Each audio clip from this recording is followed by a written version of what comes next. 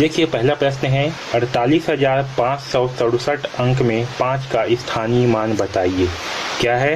तो यहाँ पास है 48,567। ठीक है, इसमें जो है हमें 5 का स्थानीय मान बताना है। इस 5 का क्या करना है? स्थानीय मान बताना है। तो स्थानीय मान क्या होती है? तो किसी संख्या के स्थान का मान जो है स्थानीय मान कहलाता है। तो स्थानीय मान निकालने के लिए हम क्या करेंगे? 5 है तो इस 5 को जो है यहाँ पास लिख लेंगे। ठीक है, और इस 5 के आगे जितना भी संख्या है उतना 0 लगा देंगे। तो इस 5 के आगे कितना अंक है? 2 अंक है, तो इसके स्थानीय मान होगा 500। क्या होगा? इसका स्थानीय मान जो है 500 होगा। तो देखिए कौन सा आंसर सही है? तो ऑप्शन नंबर बी सही आंसर है। अब दूसरा क्वेश्चन देखिए क्या है। 2,63,703 प्लस करना है 78,395। ठीक है, 78,395, इन दोनों को जो है हमें जोड़ना है। तो चलिए जोड़ते हैं। 5 और 3 ये होगा 8, 9 और 0 9, 7 और 3 10 की 0 हासिल आएगा 1, 3 और 1 4, 4 और 8 होगा 12, 12 की 2 हासिल आएगा 1, 6 और 1 7, 7 और 7 14 की 4 हासिल आएगा 1, तो 2 और 1 होगा 3। तो हमें प्राप्त हुआ 3,42,098। ओके, तो देखिए सही आंसर कौन सा है? तो ऑप्शन नंबर सी जो है सही आंसर है, 3,42,098। ओके, इस प्रकार से जो है दूसरा को हल करेंगे। अब देखिए तीसरा प्रश्न क्या है। यदि किसी वस्तु का विक्रय मूल्य 480 रुपये है, हानि 56 रुपये है, तो क्रय मूल्य कितना होगा? ठीक है, हमें दिया हुआ है क्या? विक्रय मूल्य। ओके, विक्रय मूल्य हमें दिया हुआ है 480 रुपये और हमें जो है हानि दिया हुआ है 56 रुपये। ठीक है, तब क्रय मूल्य बराबर कितना होगा? क्रय मूल्य बराबर होगा विक्रय मूल्य प्लस हानि। ठीक है, क्रय मूल्य बराबर होगा विक्रय मूल्य प्लस हानि। तो विक्रय मूल्य कितना है? विक्रय मूल्य है 480 और हानि है 56। इन दोनों को जोड़ देते हैं तो 0 और 6 होगा 6, 8 और 5 होगा 13 की 3 हासिल आएगा 1, 4 और 1 5, तो होगा 536 रुपये। ठीक है, तो क्रय मूल्य क्या होगा? क्रय मूल्य होगा 536 रुपये। तो देखिए ऑप्शन नंबर सी जो है सही आंसर है, 536 रुपये।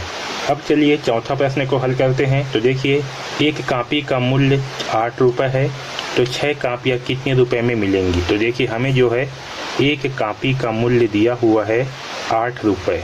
ठीक है, तब 6 कॉपी का मूल्य कितना होगा? तो 6 कॉपी का मूल्य होगा 8 × 6।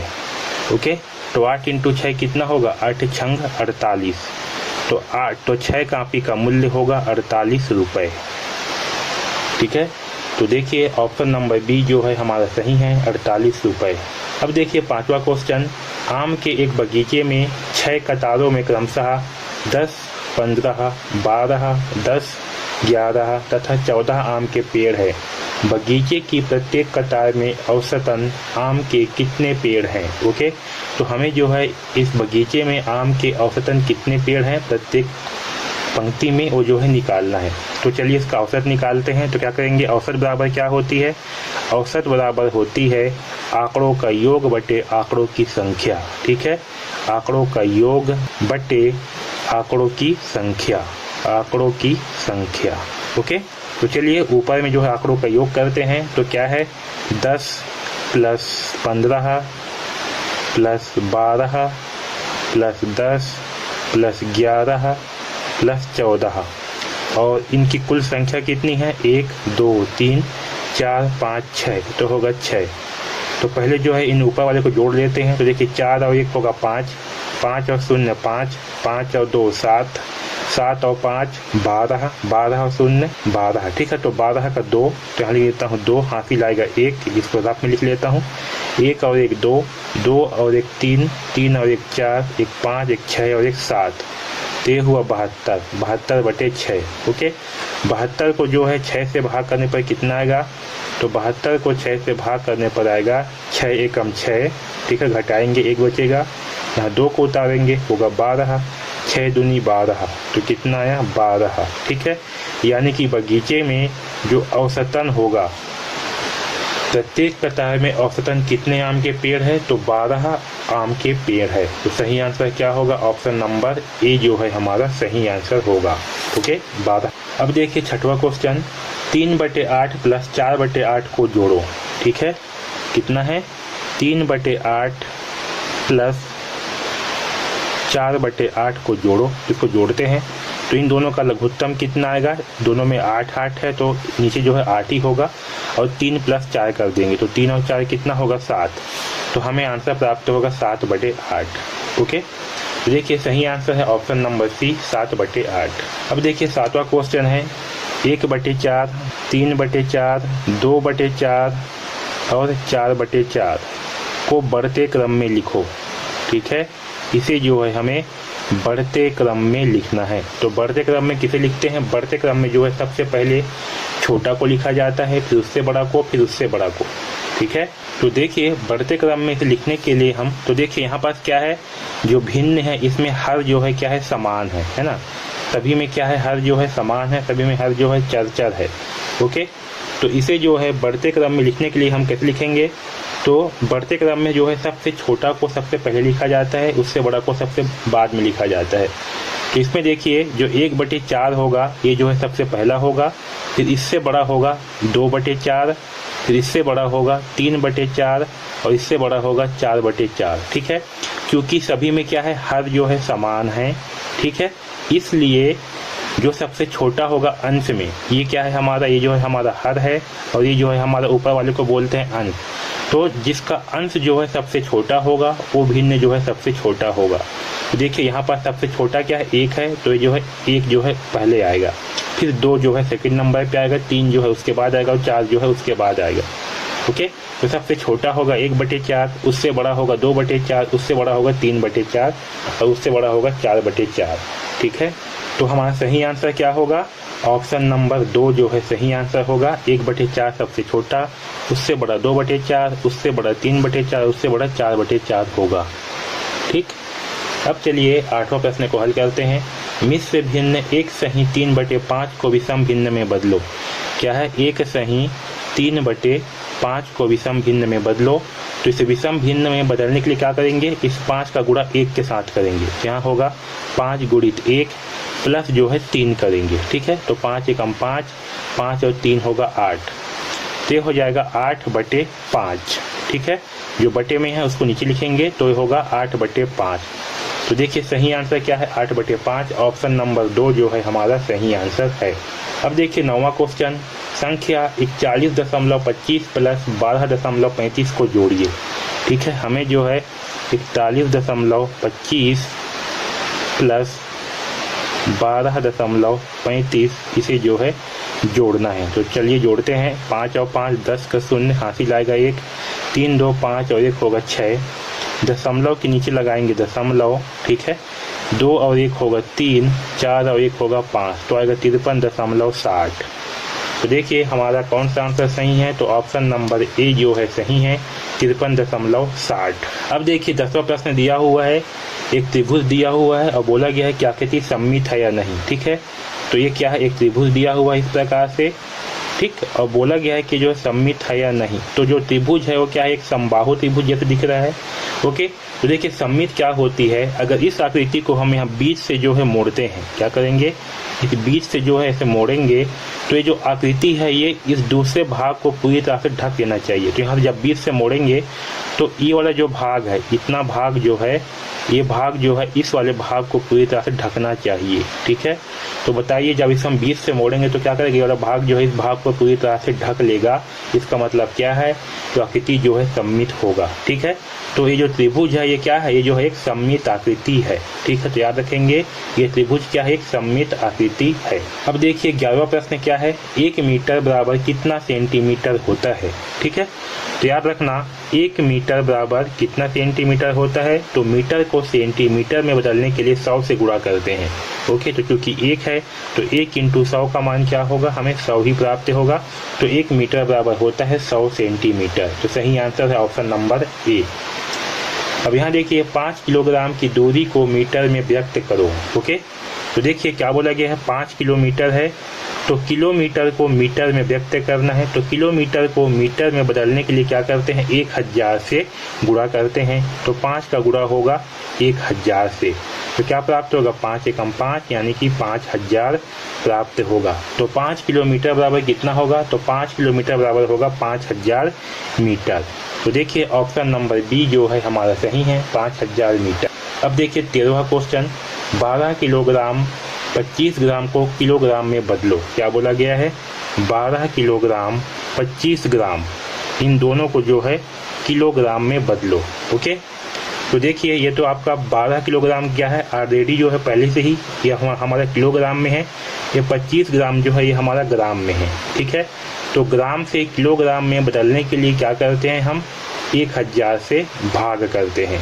ओके, तो आप जो है 25 को पहले 1000 से भाग भी कर सकते हो। अगर इसे भाग करते हो तो देखिए क्या प्राप्त होगा, 1000 से 25 जो है भाग नहीं जाएगा, यहाँ लगाएंगे 0 दशमलव, तो यहाँ पर 1 शून्य बढ़ जाएगा, फिर लगाएंगे 1 0, तो यहाँ पर 1 शून्य और बढ़ेगा। ठीक है, तो कितना हो गया, 2500। ओके, 1000 दूनी तो होगा 2000।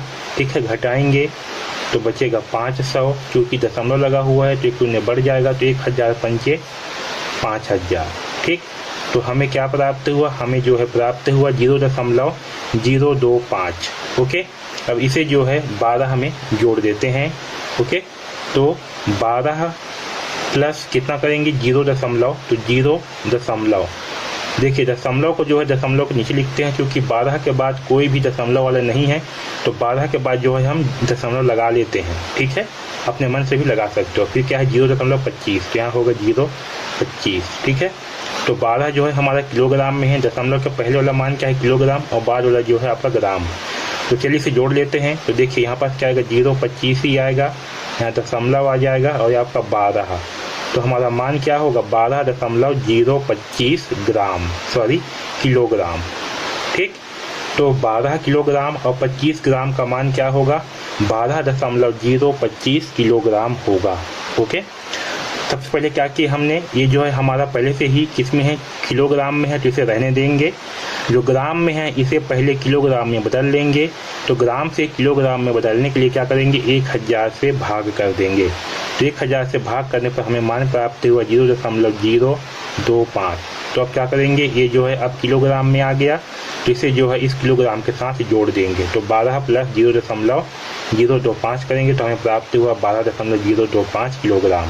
ओके, तो हमारा सही आंसर है ये वाला, तो ऑप्शन नंबर डी जो है हमारा सही आंसर होगा। अब देखिए 14वां क्वेश्चन, रेखा ने बाजार से 9.50 रुपये के टमाटर और 17.75 रुपये की भिंडी खरीदी।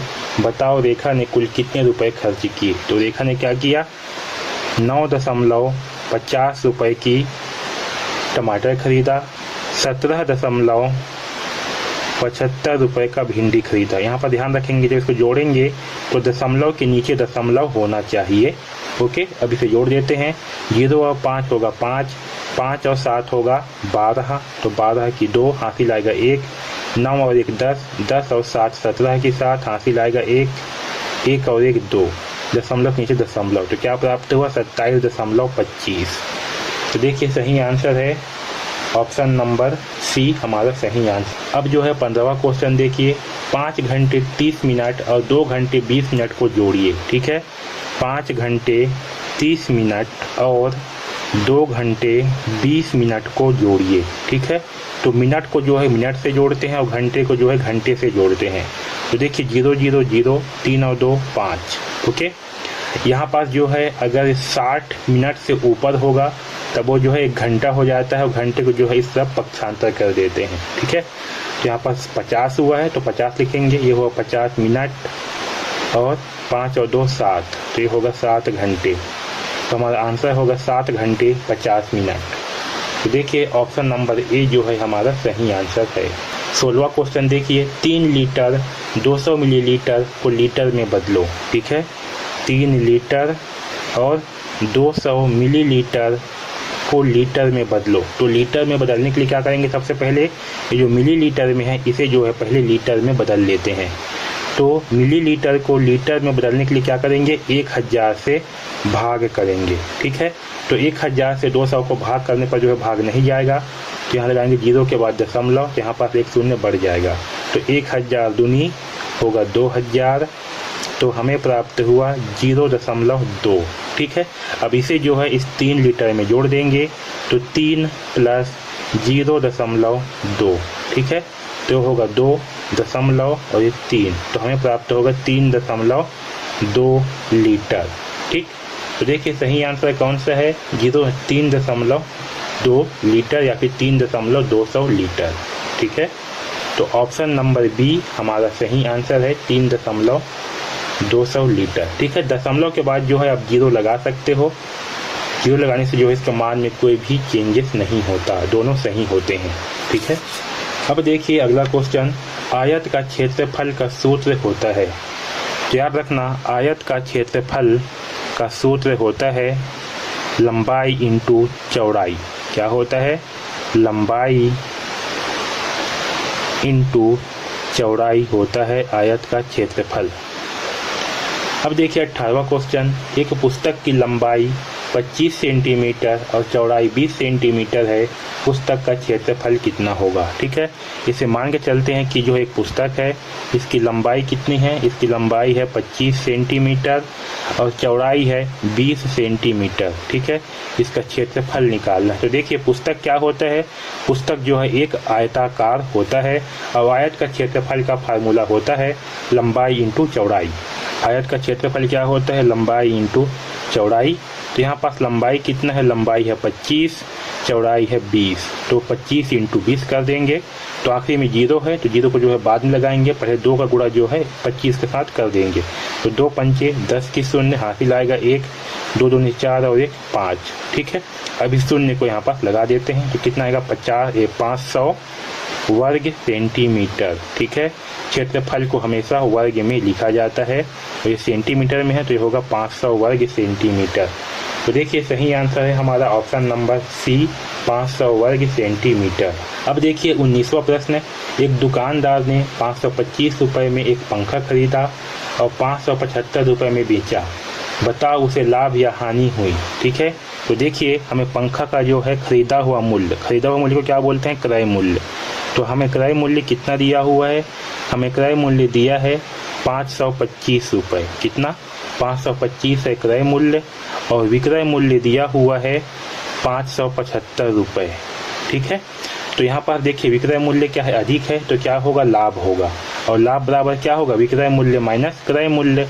तो चलिए विक्रय मूल्य माइनस क्रय मूल्य कर देते हैं, यानी कि 575 माइनस 525 करेंगे। तो देखिए 5 में से 5 गया 0, 7 में से 2 गया, बचेगा 5, 5 में से 5 गया 0, तो उसे जो है 50 रुपये का लाभ होगा। ठीक है, कितने का लाभ होगा, तो 50 रुपये का लाभ होगा।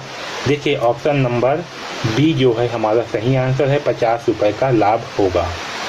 अब देखिए 20वां क्वेश्चन, 273.04 में 154.26 को घटाओ। ठीक है, कितना, 273.04 में जो है 154.26 को घटाओ, इसे जो है घटाते हैं। तो देखिए 4 में से 6 नहीं घटेगा, एक हासिल लेना पड़ेगा, तो यहाँ से हासिल लेंगे, ये हो जाएगा 14, 14 में से 6 जाएगा तो कितना बचेगा, 8। ठीक है, ये कितना हो गया है, ये हो जाएगा 9, क्योंकि एक हासिल देगा तो हो जाएगा 9, 9 में से 2 जाएगा तो बचेगा 7, दशमलव नीचे लगाएंगे दशमलव, ये जो है एक हासिल दिया है तो ये हो गया है 2। ठीक है, 2 में से 4 नहीं घटेगा, तो यहाँ से एक हासिल लेगा, ये हो जाएगा 12 और ये हो जाएगा 6, तो 12 में से 4 जाएगा तो बचेगा 8। ओके, और 6 में से 5 जाएगा तो बचेगा 1, 2 में से 1 जाएगा तो बचेगा 1, तो हमारा आंसर होगा 118.78। ओके, तो देखिए पहला ऑप्शन है हमारा 118.8। तो इस प्रकार से जो है हम इसे हल करेंगे। ओके, तो हमने जो है मैथ के सारे प्रश्नों को भी हल कर लिए हैं। ओके।